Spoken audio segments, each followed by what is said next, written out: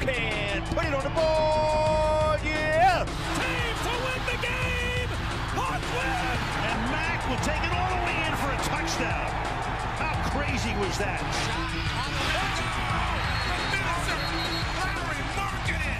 And the Chicago Cubs win the World Series. This is the Athlete Beat, WCRX's sole sports show featuring modern and classic hip-hop, only here on 88.1 FM, Chicago. This is the Athlete Beat. You're listening to WCRX, 88.1 FM, Chicago. I'm your host, Brandon Orlowski, and today I have a guest in studio with me. I have Ethan Anderson, a fellow Columbia College student. Brandon, how's it going? Doing pretty well. Kind of recovering from that wild Super Bowl last night. I think we are all right. I ate way too many hot wings. You think so? Too many hot wings, too much pizza, not enough action. What did you have for your Super Bowl Oh man, meal? We had banana pudding. We had Doritos, like 3 kinds. We had wings, 2 different kinds of pizza. Like 3 different kinds of sodas. Jeez. Our bottled water kind of leaked on me when I was carrying it up the stairs. Yeah, we ate a lot. Way too many food. Not enough action. Yeah, for real. I didn't have that big of a smorgasbord. I didn't have the opportunity to go back home or go to any like bar or big party or anything. So my buddy just made a pizza for us. So that was satisfying enough. Wish the dessert of watching the game could have been a little more enjoyable, but we can get into that right now. So yesterday last night, of course, Super Bowl 53 happened in Atlanta. It was the Los Angeles Rams versus the New England Patriots, of course. And in a snooze fest, Tom Brady and Bill Belichick prevailed yet again for the 6th time. Nobody else besides those 2 guys have 6 Super Bowl rings. So in this era of, salary cap and dynasties are supposed to be a thing of the past, the Patriots still keep finding a way to do it. It's never going to be done again. I don't even think in basketball, I don't think it's ever going to be done again. I mean, it's 19 years, 6 Super Bowls, 9 championship appearances, 8 straight years in the conference championship, especially in a salary cap era in football. Non-football won't be done. I don't think it will ever be done in any other American sport. You don't think it's going to be done even in the NBA if they keep making these super teams? I don't think so, because what you're seeing with these the Warriors have been in the finals for the past 3-4 years. 5. I think it's 5. I think it could be 6. But when you look at the Warriors, there's most likely they're going to lose either Draymond or Clay. Could be both. They could really lose all 3, right? They could lose Kevin Durant. They could lose Clay. They could lose Draymond. Maybe DeMarcus Cousins as well. Maybe DeMarcus Cousins. So that whole thing could break up. And that's been a 5-year stretch. I just don't see a super team, because we look back at the Miami Heat, that 4 years done. LeBron goes to Cleveland, 4 years done. Maybe it's only 3 years for Durant, and he's out of Golden State if he wins the 3rd championship. So I just don't think there's going to be the longevity, because I think with super teams in basketball, it's kind of like, okay, we're going to go for 6 years, win as much as possible, and then we're all going to go our separate ways. Because when you make these super teams, someone's got to take a pay cut. Clay has to take less. Draymond has to take less. KD even has to take a little bit less to make it work. Yeah, especially with all the money that the NBA is throwing around nowadays with the new TV deals and revenues up. Because I think basketball has kind of overtaken the unofficial throne of the most popular sport in the country, maybe even the world. Right. It is huge. I mean, EuroLeague is popular. It's big, man. I mean, I'm still a football fan myself more than basketball, but it's definitely getting there. And I think I know people want to hate on the Warriors, but I think it's helped it a little bit, because people like the Warriors. They like their brand of basketball. They're not selfish. They're not egotistical. Yeah, sure, KD and Draymond fight, but we like that. We like the entertainment aspect of it, and we like dynasties. Whether we want to admit it or not, we like dynasties, and in some way, you gotta like the Patriots dynasty as well, even if you hate them. Absolutely. Like probably most of the country was probably rooting for the Rams last night. Oh, I would say a majority, yeah. but yeah, like even if you're not necessarily a fan, because I found myself doing this with LeBron back when he was on the Heat, killing the Bulls year after year. I just hated LeBron. I didn't want anything to do with him. He was whatever, overrated, never won the championship at that point. But once he went to Cleveland and the Bulls became not championship contenders anymore. Right. I was able to just kind of sit back and enjoy the rest of the league because my primary team, was sucking. So I was able to appreciate LeBron a little more, and I don't necessarily hate him really at all anymore. No, I'm the same way. Obviously, when he was with the Cavs, beating up on the Bulls, same thing with the Heat, beating up on the Bulls. But I appreciate, and I'm not a Tom Brady fan, but I appreciate it. It's just what he's able to do, and granted, we'll talk about it, I'm sure, shortly, but he was not good yesterday. He just didn't play well, had a pick, fumbled the ball early. The Rams' defensive game plan was outstanding against him. But when it mattered the most, he drove him down the field and 4 straight completions. To guys, let's face it, Gronk can't play anymore. He just can't run. Looks like a big Frankenstein monster who's had to be rebuilt. Julian Edelman, who's a great player, but he's just good enough. Hogan didn't have a catch yesterday, and yet he's able to take him down, and he does what he needs to do, and he makes that one play. It's just amazing that he's 41 years old, and he's still doing it, and they're probably going to be the favorite again next year. Yeah, there's no way he's retiring, and he even said no, even if they win or if they lose, whatever. Yesterday, Tom Brady was 21 for 35 on passing attempts and completions for 262 yards, 1 interception in the very first drive on his very first pass. But he still won the game and drove him down in the fourth quarter and made it happen. 6 Super Bowls, 6 game-winning drives. It's just incredible. It's not how you start; it's how you finish. That's always how it's been in sports. Exactly. In basketball especially, it's a game. They always say it's a game of runs. Right. But that happens in football, that happens in hockey, it happens in all of them, really. Right. And whether it's the Bears, you saw a couple times early in the season. They were hot, they were cold in the same game. They didn't know how to figure it out. Exactly. Even in the Eagles game, they didn't have a very good first half at all. Exactly, and to your point, the Bears season was about couldn't finish off the Packers, couldn't finish off the Dolphins, couldn't finish against the Eagles in a game that they probably should have won. I know the Parkey kick is a big thing, but they really should have won that game. That defense shouldn't allow Nick Foles to go down and score that game-winning touchdown. They just didn't finish. They really didn't finish against the Patriots. Bad special teams against the Super Bowl champions, and you look at the New England Patriots, what they did yesterday. They weren't good on offense, but when it mattered the most, Gronk, who just can't play. He can block now. That's it. He made some plays. Edelman made plays all game long. They did exactly what they needed to do when they do it, and that's the most impressive thing is, like you said, it's not how you start, it's how you finish. And Tom Brady, again, 6 for 6 game-winning drives in Super Bowls. It's just impressive. I don't think anybody can dispute that Tom Brady isn't the best quarterback of all time at this point. I don't think, for me, he's been, since he beat Atlanta for his 5th, I thought it was undisputable then. The 28-3 comeback? The 28-3 comeback, even though I put most of that on Atlanta and that bad play calling, but he's just so good. And again, he's got there 9 times. It's just not... Football is about a sport of parity. It's not supposed to work this way, where you just continue to get back.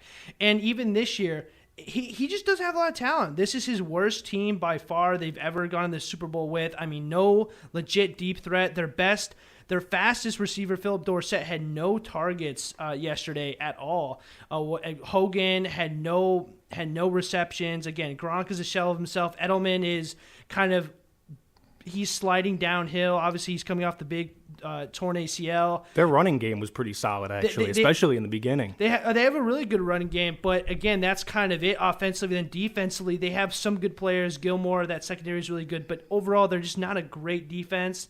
They're okay. They're good enough. Belichick schemes. They made it happen last night. It when happened it matters. When it matters, and exactly, and that's the key. When it matters the most, again, they get torched at Kansas City.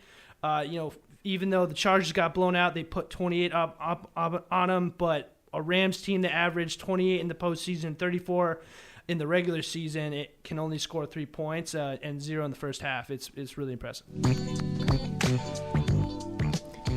All right, 7:18 here at WCRX in Chicago, of course. Brandon Arlovsky here with Ethan Anderson.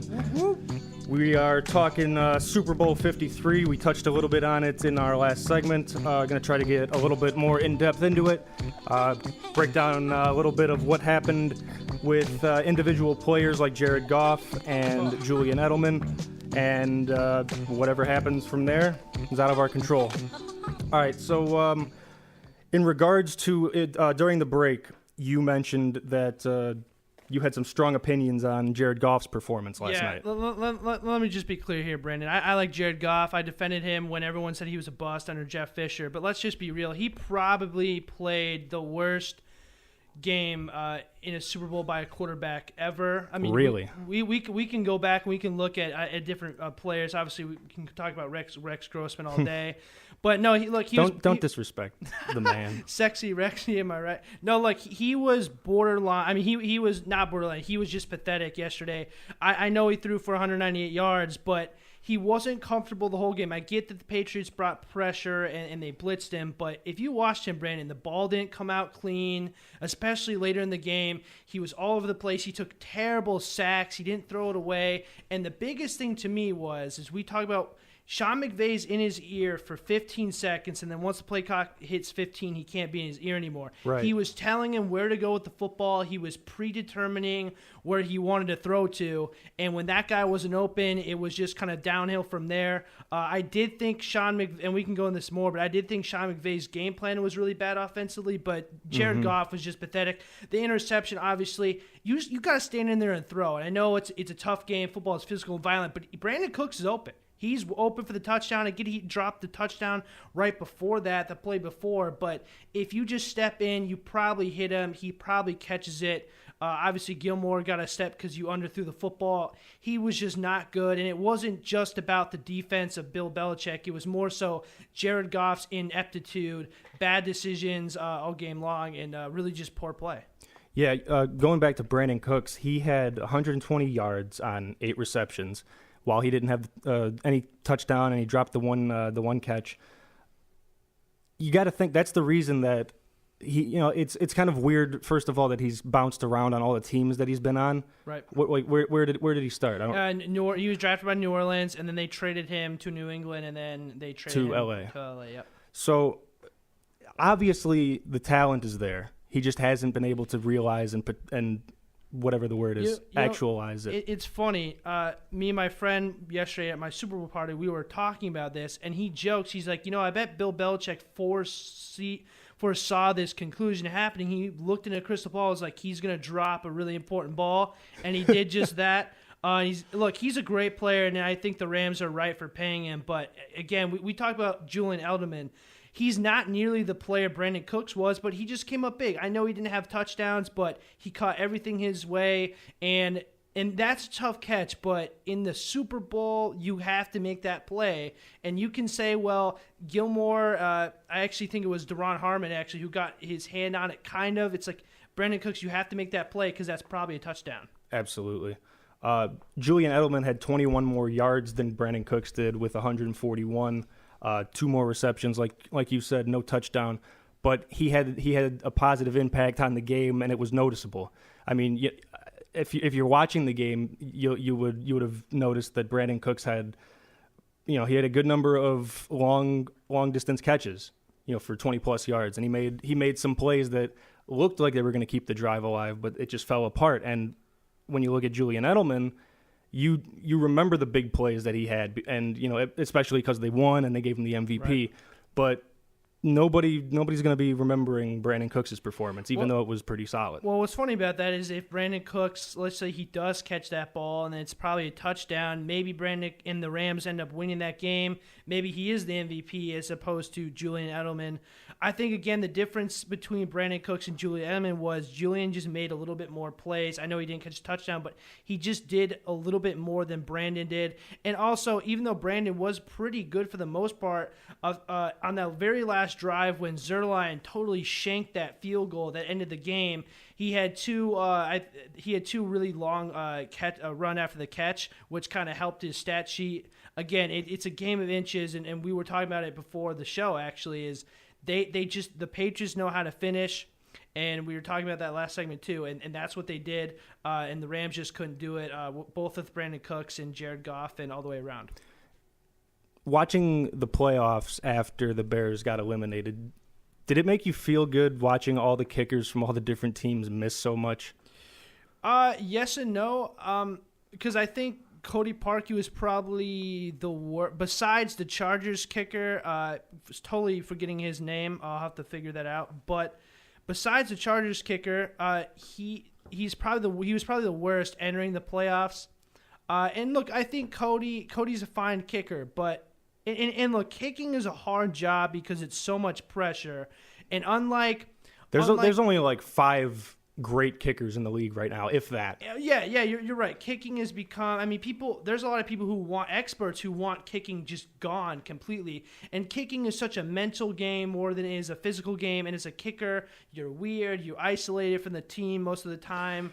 Yeah, that's probably the main argument that they're only on the field for that one play, and no matter what the rest of the 52 guys have done. Right. It all comes down to you, and you've been sitting on the bench for the whole half. Sometimes the whole game.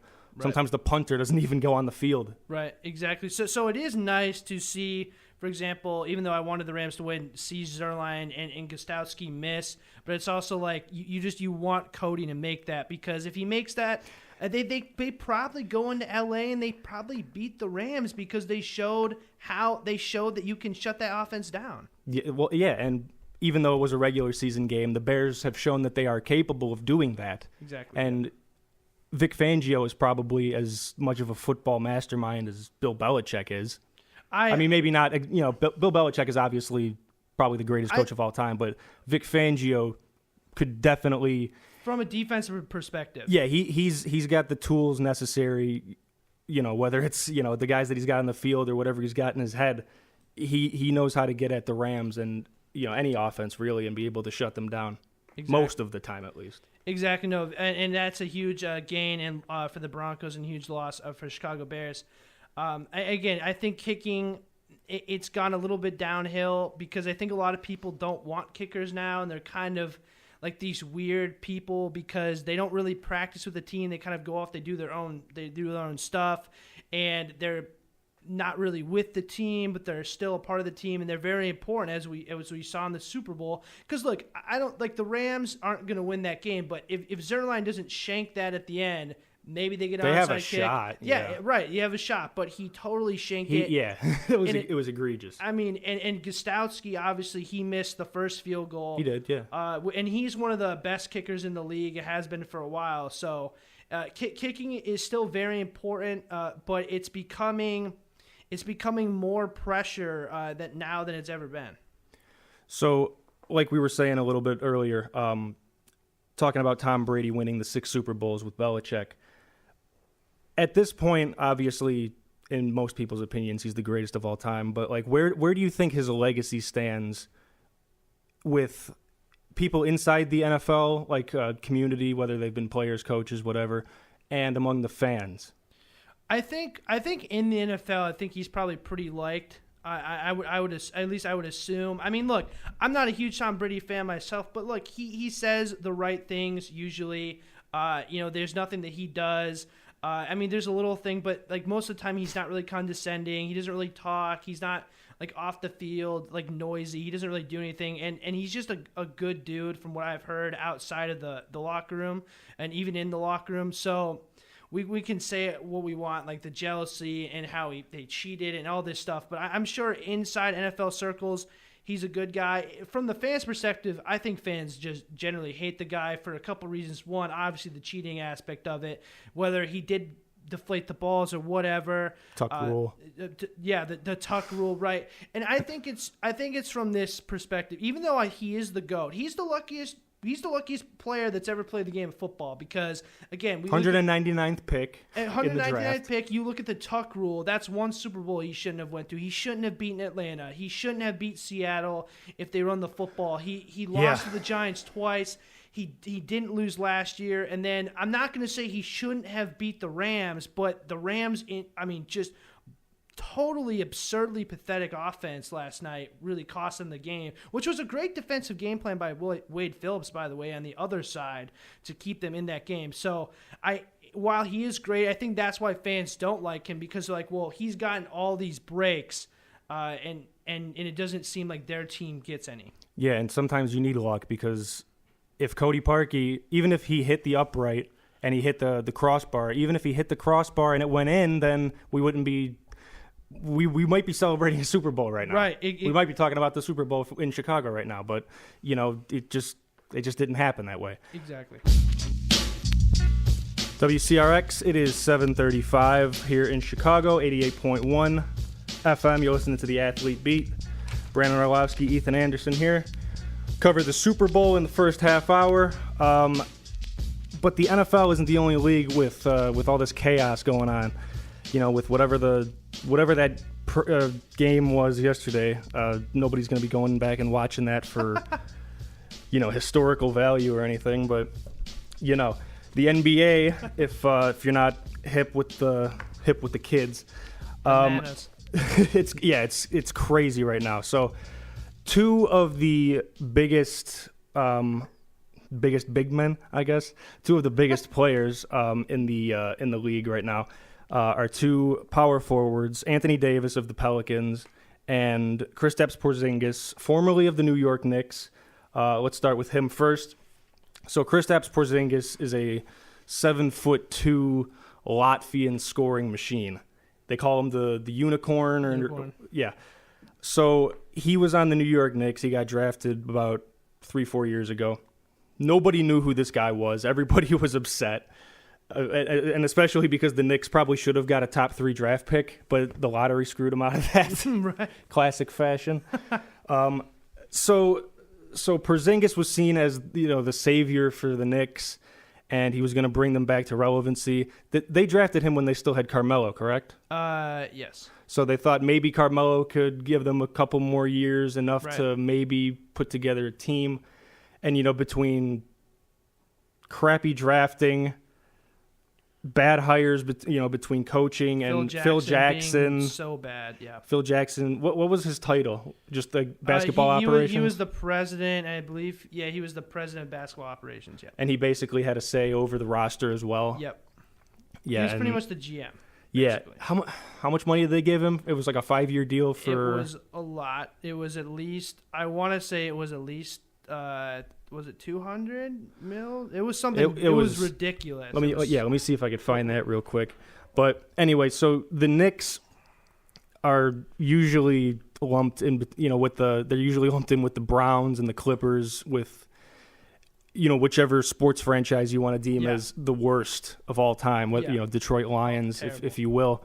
Mm. So Kristaps the other day, he's been injured, so he hasn't really gotten a chance to play this season anyway, but that didn't stop him from going to management and basically just expressing his displeasure with the organization and where it's going in the future, because it doesn't look like it has a future even when they had Porzingis. Right. So when he had a meeting with them, it was reported that he requested a trade, which the Knicks brass kind of saw coming, but they were still like a little bit thrown off. Yeah. So that got reported, and then that news was kind of shocking enough that he wanted out of New York. Even though they have their own issues, even with Porzingis, they were going to have a little bit of cap space to maybe attract a free agent like Kevin Durant. Yeah.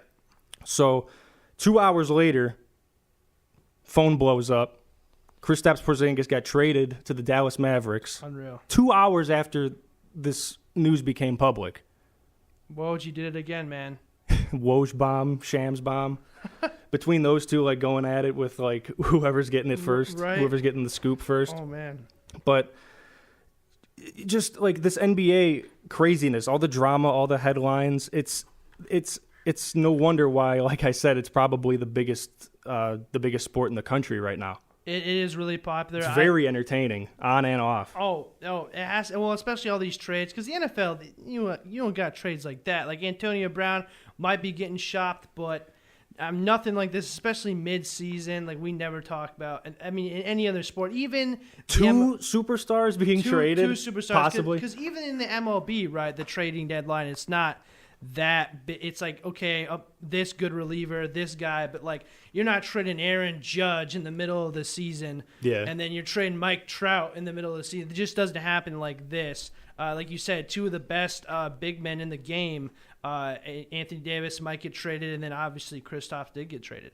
So let's real quick before we move to New Orleans with Anthony Davis. Do you think that Kristaps is going to be a good fit on the Mavericks, assuming? Well, he's probably not going to play this season because he's still recovering from the ACL tear. Yeah. But assuming he at least signs maybe a 1 or 2 year deal with the Mavericks, how do you think he's going to mesh with Luka Doncic, with Harrison Barnes? Is Dirk Nowitzki gonna stick around with the organization? As long as he's healthy, Brandon, I think it's going to be a great fit. I think this was a good trade for the Mavericks, especially. You give up Dennis Smith Jr., but with Luka Doncic, you don't really need him as much. He's a much better shooter than Dennis Smith is. He's a hard worker. He's a really great ball handler. He's really smart, high basketball IQ, really good passer, instinctive passer, really mature for how young he is. He is I think it's like the fifth fastest to 1,000, or the youngest, like the fifth youngest to 1,000 points in the NBA career, at like 19 years, like 336 days. Yeah. I mean, he's great, and I think because again, like you were saying, Kristaps, he can score, he can shoot, he's 7'2", he can back to the basket, and he can rebound, which a lot of people didn't think he would be able to do. He's a really good defender, so as long as he's healthy, it's going to be a very good European combo for the Dallas Mavericks for years to come. Yeah, so Dallas received Porzingis as well as Tim Hardaway Jr., who was a contract dump. Courtney Lee, just a veteran throwaway as well to make the money work. New York received Dennis Smith Jr., like you said, the point guard. That was the centerpiece of the deal. DeAndre Jordan, who from Los Angeles Clippers fame, and Wesley Matthews, who is basically in the same situation as Tim Hardaway. Yeah, pretty much. And DeAndre Jordan's going to be a free agent after this year, so his contract's going to be off the books. Right. Maybe he'll stick around.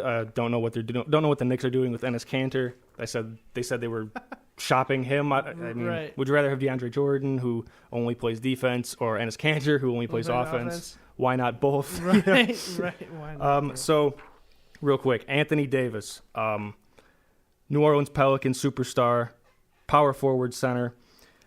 Has he won Defensive Player of the Year? He is not, but he probably will. I this think season. He actually might have once. I can't say that 100%. He either has one time or he hasn't won it all, but he is an elite defender. I mean, he's one of the. I mean, it's really between him, Kawhi, and Draymond Green as the best defenders in the league, really. Yeah, Kawhi winning it as a wing too is very impressive. As a wing, yeah, exactly. Because I mean, remember Anthony Davis, even though he's power forward, he's 6'11", he's 7-foot wingspan. I mean, this dude is a freak. And so Kawhi Leonard able to overcome because again, he's 6'7", he has a really long wingspan too. But like you said, a small forward. I mean, that goes back to like when Michael Jordan won Defensive Player of the Year. Like you just don't see it now. It's like Rudy Gobert is in the conversation. Like it's all these big Jared Allen for the Nets. I mean, it's all these big, long centers that just block shots all day long. Joakim Noah, Tyson Chandler. Yep. So. Like we were talking about, Anthony Davis, obviously, based on what we were just saying and his resume, and he's just so talented. There's absolutely no question that anybody who is contending right now or wants to contend next year should be calling up New Orleans. And the Los Angeles Lakers have shown the most interest. At first, they kind of gave New Orleans a lowball offer, but today they came back with a monster offer. We're going to talk about that right after this quick break. We've covered the Super Bowl. We've covered a little bit of NBA trade talk. I didn't get into as much Anthony Davis as I'd like, so we're going to get into that in a little, actually right now, for a little bit, and then we're going to get into a little bit of Bulls before the hour is out. So Anthony Davis, we were saying before our previous break, has requested a trade from the New Orleans Pelicans. And the team that has the most interest out of all the 30 teams is definitely the Los Angeles Lakers. Mm-hmm. Anthony Davis, his preferred team list actually leaked today. And yeah, I saw that. Knicks, Lakers, was it, I believe the Milwaukee. Nets? Milwaukee. It was Milwaukee, the Knicks, and then the 2 LA teams. Yep. All completely different situations to go into. But he's willing to sign there because he obviously thinks that either he could win right now. If he goes to Milwaukee, he could probably turn that team into an instant favorite in the East for sure. Oh gosh, that'd be scary. But yes, but if you go to New York or the Clippers, then you're the guy, and we're starting from scratch with you. Right. If you go to LA, then you're basically in the same situation, but you also have LeBron. So yeah, exactly. So the Lakers' original offer, when the news kind of broke that Anthony Davis was available, the initial offer was Lonzo Ball, Kyle Kuzma. Here we go. Lonzo Ball, Kyle Kuzma, Rajon Rondo, Michael Beasley, and 1 first-round pick. Now, Lonzo and Kuzma are the people that matter in that trade. Lonzo Ball is the current point guard of the Lakers, and he has a ton of potential. He's already a great defensive player. He can rebound. He's lengthy. He can't really score that much, necessarily more so shooting. However, he's a very good modern NBA point guard, even though he doesn't play a whole lot of flashy offense. Yep. And Kyle Kuzma could have won Rookie of the Year last year. When did he get picked? Like 21st? Kuzma, he was. He was out of the lottery. I believe it was 21st out of Utah, University of Utah. So he came onto the scene with LA and just blew everybody's expectations out of the water. You know, I think he's the one player I wouldn't trade on the Lakers because, as we were talking when we were during our music break, is yes, you got to get Anthony Davis, but you need someone else. You need like that third guy. And look, like we all thought, okay, maybe it's gonna be Brandon Ingram, right? He's a little Kevin Durant-ish, tall, lengthy, can shoot. Can't really shoot as well as we thought. Not as good, really inconsistent. Kyle Kuzma has turned out to be that guy, and right now he's been the Batman or the Robin to LeBron's Batman thus far this season. Obviously, we know that LeBron's coming back from injury. I don't know if I would trade Kuzma. Obviously, we're going to get in this latest offer that they just did, which is an insane amount. I don't know why the Pelicans wouldn't take this, but I'm surprised they haven't taken it already. Right, it's tough to part with Kuzma. I think he's the one guy I wouldn't part with. He's definitely the most established. If you're going off of potential, then I think the jury could be out for any of those 3 players that we mentioned. For sure. I think at this point in time, people are probably a little less sold on Brandon Ingram than they initially were. Right. I think people are still very high on Lonzo. They think he can become one of the best point guards in the league. Mm-hmm. Which he could. And Kuzma obviously right now can help a team right now win. Yeah. So Agreed. The latest offer for Anthony Davis came out today, a few hours ago. Woo! Keeps Kyle Kuzma in the trade. So it's Kyle Kuzma, Lonzo Ball, Rondo, Beasley, 2 first-round picks instead of 1. And Brandon Ingram, and Lance Stevenson. So Kuzma, Lonzo, and Ingram are the young players that we previously mentioned that are the only names that really matter in the trade. The rest are for money, just to make the trade work, salary-wise. So this would mean that you are, if you're the Pelicans, you're receiving 3 players with immense amount of potential that hasn't been fully realized yet. I think in turn for a disgruntled current employee who wants to go out on good terms. Exactly. Sorry to cut you off, but if you're the Pelicans, how do you not take this trade? I mean, if you're the Lakers, you got to get Anthony Davis, but you're pretty much selling everyone you signed in the offseason, plus your 3 young players who have, like you said, a lot of potential. If you're the Pelicans, man, I get you're trading him to the Lakers in the same conference, but you got to do this because even though this could turn out to be a great trade for the Lakers if this were to happen, at this point in time, if this trade goes down, this is highway robbery. Mm-hmm. I mean, they're giving away their whole team. And remember, LeBron, he's 35. He's coming off the groin injury. I mean, remember, he hasn't been injured for this long at any point in his career. I'm not saying this is the downfall of LeBron, but I'm just saying you got to be careful. I get why they're going for Anthony Davis, but it's a lot. And if you're New Orleans, you would be stupid not to take this. It's a lot of good young talent. And you look, Rondo can help a team. Lance can help a team. Beasley, tough player, competitor, high motor, defense. And then you get the 2 first-round picks. I don't know why you don't take this trade if you're New Orleans. Yeah, like people have said the picks might not mean much, especially if the Lakers are going to end up being good. But their pick this year could end up being relatively decent. Next year, once LeBron plays GM and gets everybody who he wants, right. If they also have Anthony Davis, then obviously that pick isn't going to mean anything. However, you could still use those picks in other trades. You can use them as whatever. You could make them protected if you're the other team. But really, if you're getting a a replacement starting power forward who's obviously not Anthony Davis, but he's a rising star. Right. He's a household name at this point. I think most NBA fans know who Kyle Kuzma is. And then you're also getting Brandon Ingram. The Pelicans haven't had a solid 3 or a solid wing player, like a small forward. Yeah. They haven't had a solid one of those. I don't know how long. I think right now Etuan Moore is their starting small forward. Yeah. And, not to say that, like, Quincy Pondexter and Solomon Hill and, do these names mean anything to you? No, none. They shouldn't. 0. Because they're former small forwards for the New Orleans Pelicans / Hornets. And, we don't know what Brandon Ingram is going to be. We know what he is right now. He has a lot of potential and can score the ball. Yeah. He can't really shoot, like you said, as well as we thought, but he can definitely get to the lane, and he's got potential.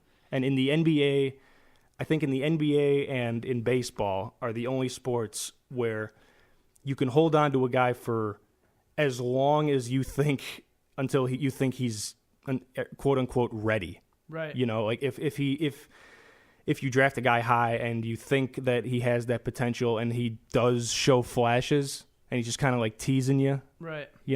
That's enough to keep a player like that around because you can kind of stretch their careers. Yeah. Baseball especially. And kind of to your point too, with Ingram, even if he doesn't become the player that you want, you can obviously still trade him too, and someone's gonna want him. Some young team or even a good team that's ready to win now maybe they say, okay, we could use Ingram at least off the bench. Same thing with Rajon Rondo. If you don't want Rondo, you could trade him. I mean, I look at like a team like the Rockets. If CP3 keeps getting hurt, maybe they look at Rondo and say, hey, we could use him backing up CP3 and help out. And even though I don't think that's a great fit, he would. But not as bad as the Carmelo situation, but Rondo is definitely a personality. Right. But it's in that locker room. It's an example of, look, you get all these guys. You don't have to keep all of them. You're gonna keep Kuzma. You're gonna keep Lonzo for sure. Could be a 3-team trade. It could be a 3-team trade as well. Maybe, like you said, maybe you don't want Rondo. Maybe you're dealing around. But to me, this would just be foolish for the Pelicans not to do. And remember, Anthony Davis with Boogie Cousins has not won a playoff game for New Orleans, so I don't know why you wouldn't take this trade. Yeah, I think it's time for the Pelicans to just kind of restart because obviously, would you rather have him walk or would you rather get worst case scenario like a couple of draft picks? And like you said, as long as you get something for your expiring contract, who is going to be gone anyway. Yeah, might as well get something. Right, and like you said, you get 2 really good young players in Lonzo Ball, who's going to be a really good point guard. Again, everyone wants to hate on him because of his dad, because of his family, but this dude is really good. He's a really good passer, and he's becoming a much better shooter than he was in his rookie year. And Kyle Kuzma, to your point, he's not ever going to be Anthony Davis, but he brings a lot to the table at 6'8", 6'9". He can defend.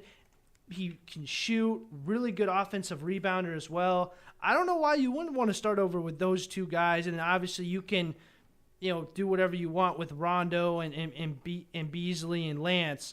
And then you got those 2 first-round picks, which maybe you trade away. Maybe they become good players. Who knows? Yeah, they could be used as parts of the team or just assets. 8:03, welcome back to the Athlete Beat on WCRX 88.1 FM, Chicago, Illinois. I am Brandon Orlowski, your host. We have Ethan Anderson in the guest seat today as my co-host. We're having a good time. We're talking about the Super Bowl, reacting a little bit to that in the first hour. We'll recap and talk a little bit about it more towards the end of the show, towards about the 8:45, 8:50 segment. Talked a little basketball, NBA trade rumors and trade happenings. Kristaps Porzingis going to Dallas. Anthony Davis possibly going to Los Angeles before the trade deadline this weekend. And honestly, can't be. It's been a while since there's been a sports cycle in really any league that's had this kind of like mid-season buzz, you know? Well, we were just talking. I mean, we talked about this not too long ago. I mean, you don't see this in baseball. I mean, even though baseball is big at the trade deadline, but Aaron Judge is not getting traded mid-season, and then Mike Trout is not getting traded mid-season. I mean, Kristaps Porzingis, when healthy, is a top 10 player in the NBA, and then Anthony Davis is a top 3, top 4 NBA player. I mean, depending on how you view him and Steph and KD, but he is right up there with all those guys, elite offensively, elite defensively, and you're right, it's crazy that the Lakers are offering this much, that the Pelicans might not take it, and then obviously that Kristaps going to Dallas, which I think surprised everyone that he wanted out of New York, because I think a lot of people were like, oh, well, he's going to try to lure Kevin Durant into New York this coming summer, and then they're going to do their own thing, but he's going to go with his friend Luka Doncic. Isn't it kind of crazy? I just had this thought. Isn't it kind of crazy how, like, between the different sports, where, say, basketball, for instance, you can have 2 or 3 amazing players, and you can just win on talent alone. But in football, because the Rams had Aaron Donald, they had Jared Goff, Todd Gurley, who was basically a non-factor in that game as well. Injured, yep. What I was saying, I lost my train of thought. In basketball, you can win off talent, but in football, you look at the Patriots. The players that they have do not have the physical talents of most of the other players on the Rams. The ones that you think of, like Aaron Donald. But they can win on just scheme and chemistry and tight plays. And it is much more of a team. And basketball is a team game. Obviously, it's a team sport, but football is much more of a team-oriented sport than basketball is, because again, there's less players on the court in basketball. Again, you got LeBron, you're going to go far. It's not the way in football. We look at Patrick Mahomes. Patrick Mahomes is great. Patrick Mahomes could probably win you a Super Bowl by himself because he's that good. Same thing with Aaron Rodgers. But at some point, longevity in football, that just doesn't work that way. In basketball, it does. And we see Tom Brady again. He's got Frankenstein monster Gronk, who can barely run. Looks like he's going to blow out his knee. I mean, I saw him running that seam route that he caught last night, and I'm thinking to myself, he's either going to catch this or he's going to blow out his knee, like one or the other, and he actually caught it. And then you got Edelman, who is not in his prime. You got Hogan. Not a wide receiver, over 6'1". Yeah, I mean, they got no deep threat. Their fastest receiver didn't get targeted at all, Philip Dorsett. I mean, arguably their best receiver is James White, who is a running back who is 5'8". I mean, it's just ridiculous. No, yeah, completely. And it's like, yeah, it's amazing that Tom Brady and Bill Belichick have been able to put this thing together. And, with some, even before the playoffs, when the Patriots got in, they were like, oh, they're not, like, they don't have nearly as much talent. Their offensive game is in shambles, and it didn't matter in the end because you got Tom Brady on the team. You got Tom Brady, and again, he didn't play great. It was a really great defensive scheme and game plan by Wade Phillips, but when it mattered the most, he drove him down, and he got the touchdown, handed off to Sony Michel. Two really good throws to Gronk, Edelman, and also that he had 4 straight completions. They ran the same play 3 straight times. They ran the seam route with Gronk, and then Edelman over the middle. Tony Romo called it on the Super Bowl. He said, "How great is he?" First of all, I felt bad that he got a game that was so defensive oriented because he didn't get to call as many plays, but he was great. I mean, he was calling everything the Patriots did on defense. He's like, they're going here, they're doing this. He's been doing that all season. It's crazy. And if I was Tony Romo, I'd be stupid to go into coaching because broadcast money. Don't do it. Don't do it. Broadcast money for a color man, for an ex-player with the clout of Tony Romo, right? Dallas Cowboy. Tony Romo, I know you're not listening to this, but stay where you are. Please. Stay where you are. For not only for your own sake, but think of the fans, think of the children. Yeah, think of the children. You are right. You know, like talking about the Super Bowl during the show, before the show, and really with everybody that's a Bears fan. Obviously, you wonder what the Bears could have done if they would have reached this point, and if they would have gotten a chance to face off against Brady and Belichick. Now, you think the Patriots were able to beat the Rams with all this talent and just be able to do it off scheme, and there's a great chance that the Bears could have gotten dismantled. I think if any team was going to do it, it was going to be the Patriots, and I think the Patriots probably gave them their worst loss last season. Yeah. So, do you think, obviously you could say that, like, oh, if this team was in there, they definitely would have blew them out of the water because, you got to play the games for a reason. Everybody probably would have said that the Rams were probably going to win on paper, right, at least. So, do you think if things went, a little bit better than the last quarter of the Eagles game, do you think the Bears would have had a legitimate shot at winning the Super Bowl? Yeah, absolutely. And here's why. Look, the Rams, as good as the Rams are, offensively, they're pretty easy to figure out if Sean McVay doesn't adjust, which he didn't in Super Bowl 53. Look, if you take away the outside zone with Gurley and C.J. Anderson, then they can't do their play action fakes because everything runs out of the same look. It's the same look, it's the same formation, but they give you a lot of different things in that. But if you can stop the run, then you can stop the play action pass, then you can stop Brandon Cooks, you can stop all the receivers that they have, and then obviously Jared Goff is not very good under pressure. The Bears did that same thing in Soldier Field. I think they could have went up to the LA Coliseum, which, by the way, is not a home field advantage for the Rams. It's really more like a neutral field because LA is still getting used to football. I think they could have beat them. I think if anybody could have beat the Saints, I know the Rams did, but I think the Bears could have. And I'm not saying that they would have done this, but they could have. And again, they had a lot of potential. A lot of people picked them. Defensively, they're good. I think, again, the one thing that held them back was Mitch Trubisky is just okay passing. He's a really good athlete. He can run around. He can make plays. He was pretty damn accurate at Pro Bowl weekend. He was really accurate at Pro Bowl weekend. But again, in the Eagles game, he was 25 of 48, 303 yards. He had a good stat line in terms of yardage, the touchdown to Robinson. But he's just not there yet. I think he could potentially get there, but he without question has all of the physical tools to be a great NFL quarterback. Yes. He just needs to hone his craft. He only played, 11 starts? 13 starts. 13 starts in college? Yeah. Kyle Long played 11 games in college. Right, yeah. And we drafted him as well.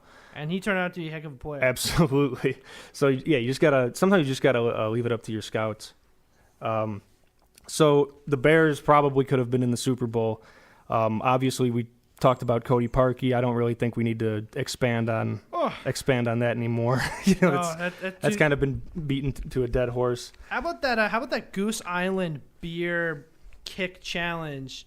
That was amazing. That was great. It was great marketing, and it was a great troll as basically just shutting up everybody, saying right. I could have made that kick, or and yes, Parkey probably should have. He should have made it. Probably There's should no have made question, it. But that's not an easy kick, especially in that pressure moment. Because again, we were talking earlier when you asked me about kickers. It's such a mental game, and it gets in your head.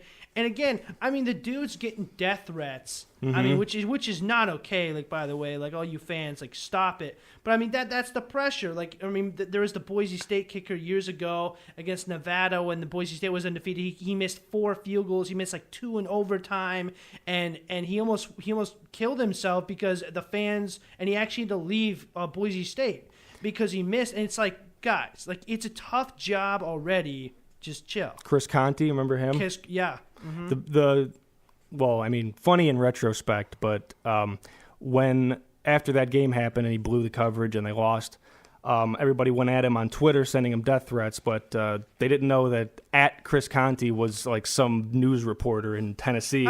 So this random dude just woke up to die, just scrolled down his phone and man, that's too funny. So what do you think of if you've seen the clips and interviews or whatever? What do you think of the possibility of because it seems like Robbie Gould is very open to the idea of returning here and kicking for the Bears.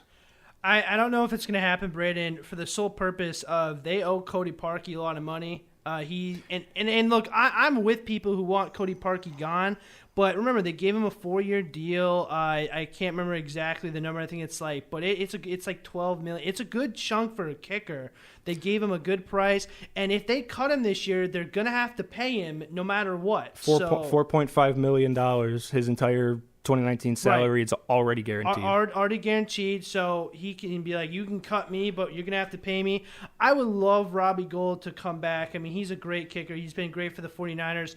I think it's going to be tough for the Bears to pull out just with the cap. And again, they're trying out other kickers, which may or may not be good.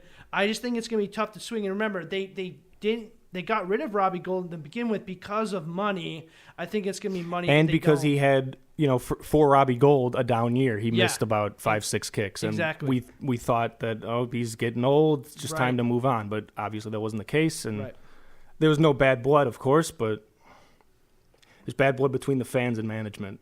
Yeah. Oh, yeah. Was that a Ryan Pace move? I believe that was just the start of the Ryan Pace era. Okay, so there's only one move that I really don't like of his. But and to be fair, because remember, the first year Ryan Pace, really the second year, everyone was like, "Oh, Ryan, you got to fire him." But he's done a great job. No, yeah, he's been great as a GM. I think the hiring overall. of Matt Nagy, he had a great draft this last draft, and fantastic. And he's only going to get better. Ethan, you seem pretty passionate when I brought up the topic of Chicago basketball. What do you got to say? I went to my girlfriend, who I believe is listening as well. She got me tickets to go see the Bulls with her for Christmas. It was great. Thanks a lot. Yeah, right. It was a great Christmas gift. I loved it because I love going to see basketball live. But we saw them play the Hawks, and look, I know the Bulls are bad. My parents were at that game too. Yeah, you were telling me about that before the show. And look, Brandon, I'll be hopefully they're listening too. I hope so as well. I'll be honest, Brandon. I knew they were bad. They were 10 times worse than what I thought they were. I mean, we talk about I don't think they understand what defense means. I kept screaming that they need a Google defense. I didn't like the Jim Boylan hire. I thought that was weird, because they're like, oh, well, Fred Hoiberg's not getting done. I'm like, well, Fred Hoiberg doesn't have any talent. I get that he's not a very good head basketball coach in the NBA, but we were just talking about this off air. It doesn't matter. You can sprint your team for miles and miles and miles, but if you can't play, man, you just can't play. Yeah, people talk about Hoiberg probably did deserve to be jettisoned out of the city. Yes. Definitely not in October of this season. No. Another great point that always gets neglected is that, like you said, he doesn't have the talent, and that's not necessarily because, well, it is partly due to the fact that Garpax didn't supplement him with enough. But the players that they did get out and trade for or whatever, they were either two out of the three were hurt between Lauri Markkanen, Zach LaVine, and Chris Dunn. Mm-hmm. Either one of them was hurt, two of them were hurt. How much? It's some crazy stat of the four main pieces, quote unquote. Add Wendell Carter to that mix. They've only played a total of 30 minutes maybe together. I mean, because Chris Dunn gets hurt before the year, or Markkanen gets hurt before the year starts, and then when the year starts, then Dunn gets hurt, and then obviously Markkanen comes back. And then Levine's had some ticky tack stuff, and then he's been their best player this year, and then obviously he's kind of dealing with some stuff still with the knee injury a little bit, and then obviously Wendell Carter has been in and out of the lineup. Thumb surgery, he's out for another 8 weeks. Yeah, so it's just one of those things where yes, you can do certain things, you can push them harder, and you can say, all right, well, I'm going to be tough on you as Jim Boylan has, but like I said, if you don't have the players, it just doesn't. You can only do so much, and they just don't have the talent. I mean, defensively, they're really just. It is atrociously bad. I mean, they're historically, I think, one of the worst defenses we've seen. I mean, they're just getting torched by everyone. It doesn't matter. It doesn't matter that everybody is already scoring 120 right on everybody, because defense probably has taken a back seat this season across the league. Yeah. Oh. However, that doesn't negate the fact that the Bulls are allowing the numbers that they're allowing. It is ridiculous. It is ridiculous. So what do you think about Jabari Parker? Do you think he's going to get traded before Saturday?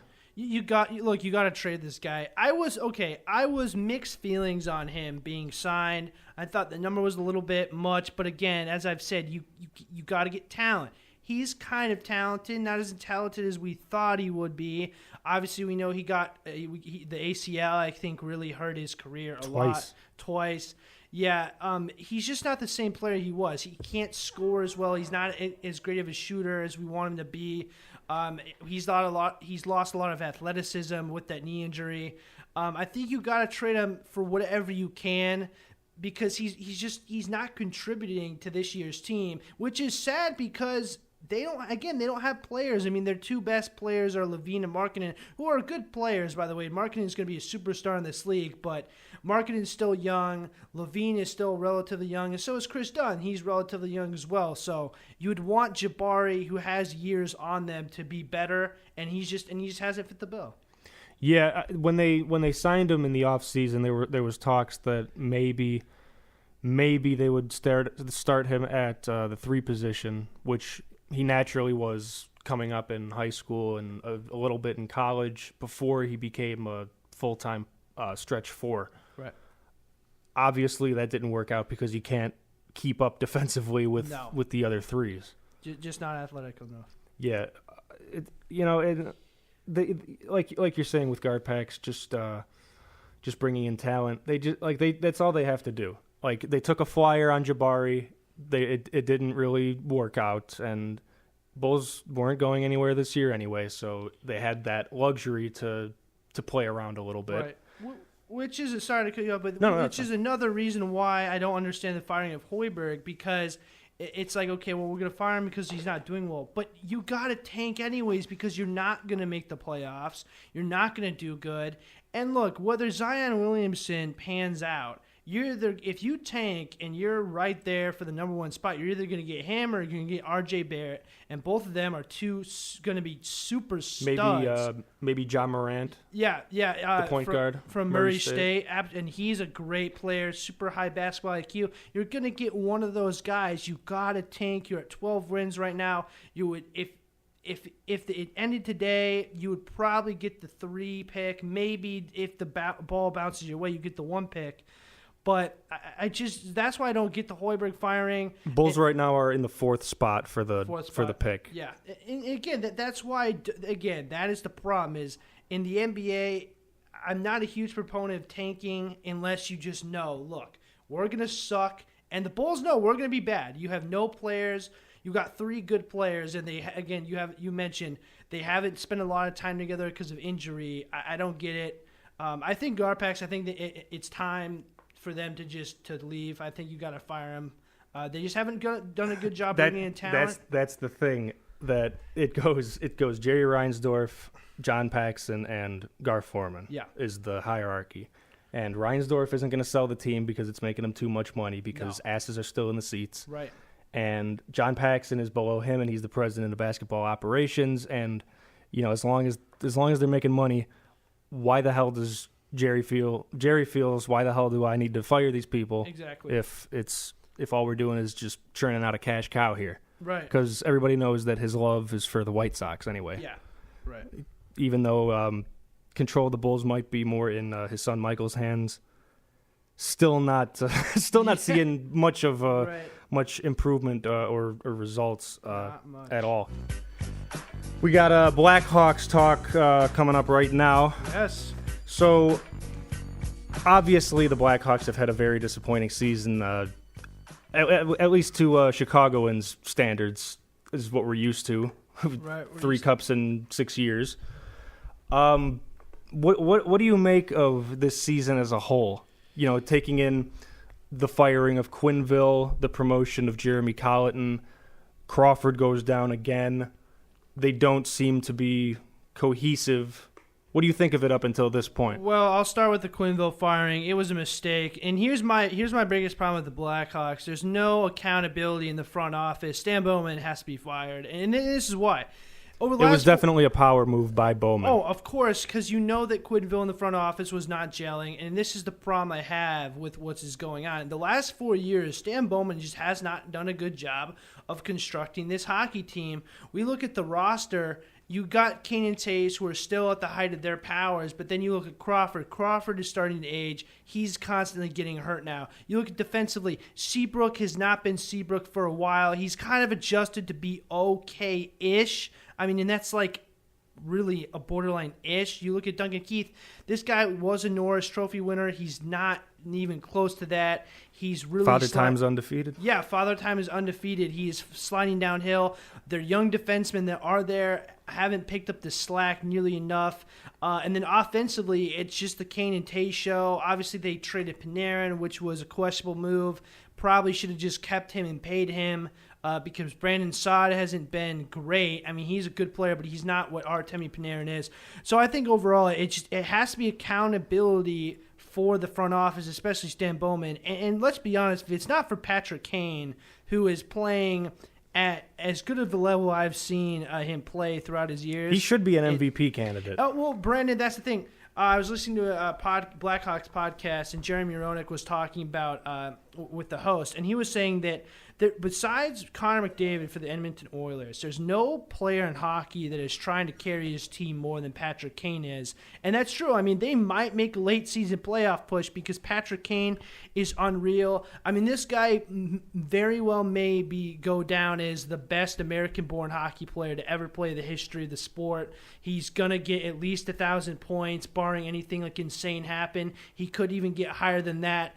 He's just unreal, and he keeps doing it. And again, he doesn't have a lot to work with. Yes, he is Jonathan Toews, but what else? I mean, Coagula's okay. DeBrincat is still coming into his own. I mean, the young guys are still trying to get used to what's going on. Defensively, they don't have a lot. Backup goalies they're okay. It's the Kane show right now. In Patrick Kane's last 18 games that he's played, he's compiled 18 goals and 22 assists. So that's 40 points. And hockey, if you score, when you put it in the net, that's called a goal. Yep. And they also keep track of, for some reason, they just add it all up for points. Patrick Kane was an all-star this past, what was it? That was last weekend, right? Yep. Same weekend as the Pro Bowl. He was an all-star last week, scored 2 goals and 2 assists in that little tournament that they put on. He was the NHL's third star of the week, January 20th. He was the third star of the month for January. Mm-hmm. I mean, he's just like you're saying. He's just electrifying the team. And I think the other stat was in his last 11 games, he's had like 14 points or something. It's been crazy. And here's the thing, Brandon, for all the basketball people out there, because I know hockey's not as popular, this is a good kind of analogy. Everyone's freaking out what Harden did in January. That's basically what Patrick Kane is doing at this point right now. I mean, 18 games, 40 points. It's absurd. He's just on fire. And I mean, he's still a top 3 player in the NHL, right behind Crosby and Connor McDavid. It's all-time elite level. You're right. The fact that he's not getting MVP talk is crazy. I'm not saying he should win it, but if they somehow get in the playoffs, I don't see why he shouldn't be right there as a front runner. How do you feel about Seabrook being asked to waive his no-trade clause? Because personally, obviously, first and foremost, if you're Brent Seabrook, obviously you're not going to waive your no-trade clause. You're just going to stick with the money, stay in Chicago, do your thing. Let me put it this way: if you're Brent Seabrook, would you be offended if the Blackhawks came to you and asked you to do that? Well, of course you would be offended because you're thinking, look, I've won 3 Stanley Cups with you. I've been a cornerstone. Besides Duncan Keith, I've been your second best defender. I mean, I'm your man. I mean, we all remember when they were down 3-1 to the Detroit Red Wings. He was a big proponent in that comeback, and obviously he scores the game-winning goal in overtime. And he's had about 6 game-winning goals in very big situations. In big playoff games, he's been great. But even though I criticized the Blackhawks front office a moment ago, you got to ask him because he's just not good enough anymore, Brandon. He's just not good. He's tried to reinvent himself a little bit, but he's not the same player, and it's a problem. And we talked about it. Father Time is undefeated in pretty much every scenario in sports, and especially in hockey. And Brent Seabrook is just not even close to the player he was, so I don't have a problem with them asking for it. But if you're Brent, of course you're going to be offended. In his 12th season right now, he's 33 years old. He has 5 goals this season on 110 shots. That is .045% for those keeping score. He does have 15 assists, though, so he's got 20 total points on the year. He has a plus-minus of -11, which means if you're on the ice for a goal scored or something positive happening for your team or the other team, your plus-minus reflects your impact on the ice, I suppose, is the easiest way of saying that. And he's averaging almost just a shade under 20 minutes of average ice time for the season. So, like you said, obviously the production isn't there. He's just slowly been declining the past couple seasons, mostly because he's just, it's mostly just physical. He's not as fast as he once was, and obviously he's not putting it in the back of the net as often as he has been in the past, and as much as he'd probably like to. He's just not the same player defensively. He's just not as committed to blocking shots. He's still tough. Don't get me wrong, but you mentioned he's lots of speed. The stick work is not there. He's known for being a prominent defender, and he's just not that way. You talk about offensively, he hasn't been a great offensive contributor, but he's always been big in big moments. It's just not that way anymore. And then we talk about Duncan Keith as well, his running mate. Duncan Keith isn't the same player, and that really causes an issue when they're on the ice together, which they are. They're a defensive pairing. And they're just not. And when you put those two guys, you have no speed in the back end of that defense, and you're leaving out your goalie to dry. It is time to move on from one of, if not both those guys. And it pains me to say it because I love those players. Yeah, I mean, it's got to happen at some point, like you said. I mean, Rodman, Pippen, and Jordan all left at the same time. Right. Urlacher, Briggs, and Tillman all left at the same time. Sometimes it's just how things work out, but. Father Time. Everybody gets old, and everybody's gonna deteriorate and become dirt. Right. It's just some people it happens a little quicker. Yeah, right. And like Tom Brady, he's still going, but Brent Seabrook at 33 seems to be at the end of his rope. And yes. Like you said, it's sad, but it's just sad but true. Yeah, sad but true.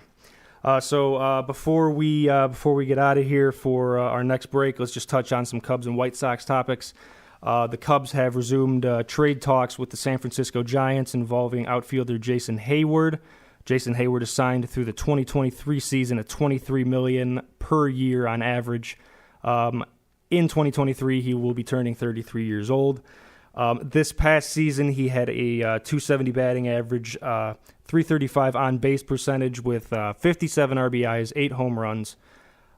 Do you think the Cubs would be in the right to trade Jason Hayward given his contract and his production? Here's the problem I have with trading Jason Hayward is it makes sense in terms of he hasn't given what you wanted, but you paid him. I mean, you paid him this big contract, and he just hasn't lived up to it, and that's on you. That's on Theo Epstein. That's on this front office. That's on the Cubs. As good as they have been in recent years, they paid him, I think, probably a little too much. He's a good player. Don't get me wrong. Arguably the best outfielder defender in the game. Yeah, his fielding percentage is .984. Yeah, I mean he for last season. Right. I mean he's absurd. But remember, he had the swing struggles. They had to reconstruct his swing. So it makes sense, but at the same time, it's a tough pill to swallow to be like, look, 3 years later, we got to get rid of this guy because we paid him too much money and he just hasn't fit the bill. Real quick, do you think Manny Machado would fit on the south side? I do. I think it'd be a great look. people are sleeping on the White Sox. Bryce Harper should look there. So should Manny Machado. They need a cornerstone player. Makata is getting better. Obviously, they have the really good young pitcher, Kopech. Obviously, he's going to have Tommy Johns, but he's really good. Abreu is still there. And then, obviously, you have the I'm forgetting his name, but the really good they have a really good minor league right now as the top prospect. Eloy Jimenez? Outfielder, from the Cubs organization, the Quintana trade. I mean, he's going to be just phenomenal. So I think if you're Luis Robert, who I forget what country he came from, but he's in the minor leagues. He's working his way up. Exactly. I mean, they have the best minor league system right now in baseball in terms of prospects. Which is insane. Which is think ridiculous about. Because remember that it was the Cubs a few years ago that were like, wow, and now the White Sox are taking a similar approach. If they can get Machado or Harper, probably not going to get both, but if they could, that's going to be huge. I think if you're Machado or Harper, you have to look seriously at Chicago because think about the Cubs are not on a downside, but remember, they're not re-signing Madden yet. Chris Bryant didn't re-sign, right? There's talks of they're going to trade Hayward. They're going to trade. They don't have the pitching. If you're the White Sox, man, it's time to make a move, and they can sell it really well. I think they could. They definitely have a lot of young talent that's in the majors already and that's still coming, like Eloy Jimenez and Kopech. Let's do one quick break before our final segment. We'll just recap and touch on the Super Bowl one more time, and we'll get into the halftime show and the commercials and all that extracurricular prop bets and all that. So, as promised, anything that we didn't cover with the Super Bowl, you want to get out now? Any grievances? Any players, any plays that you liked, any spots or any commercials? What'd you think of the halftime show? I'll get into the halftime show real quick, and then we can obviously finish talking about the game. Look, I like Maroon 5 a lot, actually. I just don't think they're a Super Bowl halftime act. That's just not how I... Most acts seem like they don't belong there, whether it's Maroon 5 or Katy Perry or Justin Timberlake, NSYNC, Madonna. You know, I thought how has Metallica not gotten a phone call? Right. I actually that's an interesting point, but I actually did like Katy Perry, even though she was lip syncing. It was a good spectacle. Yeah, it was fun. The performance was fine, but when you think of football, you just think of all this testosterone. Yeah, you're right. Like how Metallica hasn't been invited. And again, Maroon 5 was fine. I was really disappointed in Travis Scott because I was excited. They play like a minute and 40-second blip of Psycho Mode. Sicko Mode, yeah. And I'm like, guys, like, what is going on? This is why I wanted to watch this halftime show. And he wasn't even that good, to be honest. I was like, Travis, like, you sound terrible. And then here we go. We got the half of Outkast that we didn't want in Big Boy. We all know we want Andre 3000. Oh, yeah. Andre, just do us all a favor and just come out, not Big Boy. And he was even worse than Travis was. And then obviously, you got Adam Levine just waving his Zach Levine. Might as well have been Zach Levine. Right? He loses his voice when he was doing the move like Jagger, and he was taking maybe his if he shirt didn't off. sing at such a high octave. Right. Know? I mean, just man. It was an okay halftime show because Maroon 5 actually did a decent job. It just wasn't. The whole Super Bowl did not live up to the hype. Were you upset that the quote-unquote promised or anticipated SpongeBob moment wasn't bigger than it was? Not at all, because I actually thought the way they used it was perfect. Look, I'm kind of with, because I'm sure it was Maroon 5, and I know all the fans out there are like, well, they should have done it. Look, it's their halftime show. They want it's their time. They're probably never going to go back there again. They want to be in the limelight. And look, they set up Sicko Mode as best as they possibly could, and there's actually a cool video where that song lines up perfectly with that video if you play it over it unedited. So I thought they did a great job. I thought the intro to Travis Scott was really cool. Again, it was just a bad performance by Travis, but I know a lot of people are like, well, they should have played it. It's like, well, okay. This morning, there was just a ton of people that were legitimately upset that they feel that they were owed something. Right. The petition, I don't even remember what number of signatures it got to, but it was insane It was a lot. to have "Sweet Victory" from SpongeBob performed at the Super Bowl. It was a lot. And just the fact that it just kind of got mentioned should be a victory in and of itself for the fans, because like Travis Scott and Maroon 5 don't need to incorporate SpongeBob into their performance. And nor should, and look, I love SpongeBob as much as the next guy, but nor should they, because again, like I just said, Maroon 5 is probably never going to get invited back. And Travis might not get invited back. Who knows? And obviously Big Boy is probably not going to get invited back to the Super Bowl. So they want to shine. He was just the Atlanta throw-in because exactly. somehow they skipped over Exactly. they skipped over a bunch of different Atlanta people. Like I feel like they could have gotten somebody maybe a little bit more. Well, I do know that they did ask a lot of people, and a lot of people said no. Yes, we were having yes. this discussion earlier about Cardi B. Not that I do like Cardi B, but I'm not saying I would want her to be in the halftime show. I'm just saying, like, she did say no because In of support the of- yes. supporters of Colin Kaepernick. But we were talking. I find this funny that Cardi was in a Super Bowl commercial. She was in the Pepsi, and then she was dancing with Robert Kraft. So yeah, you want to support Colin Kaepernick, which is great, but you're going to go to the after You're not going to party. perform at the halftime show show. where everybody sees you, but you're still going to be there Right, yeah. cashing the check. Exactly. Real quick, did any commercials stand out to you? They all just seemed like corporate garbage The and best ones, I thought very like cringe humor. I believe it was Hyundai with Jason Bateman when they're in the elevator. That one was okay. That was funny. I really liked the 100-year football one. That was probably my favorite commercial. You know what was a really bad commercial was actually the M&M commercial with Christina Applegate. Yeah, that was a terrible commercial. It just didn't make sense. It didn't make sense. I would say another one of my favorites, because I love the show. It's my favorite show. Was the Game of Thrones Bud Light commercial when the mountain just destroys the Bud Light Knight. That was great. Other than that, I'm kind of with you, Brandon. They're all kind of not that great. Because like they're just kind of. It's the most watched event on TV every single year, even though the ratings were down for they had the worst TV ratings in 10 years. In New Orleans, they had a 26.1 rating because they were boycotting the game. Which is ridiculous.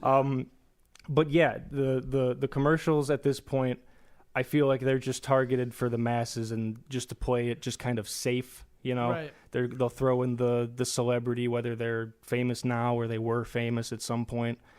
And it is what it is. The commercials used to have a little edge to them. Yeah, and I think the disappointing part about the commercials is, you're paying.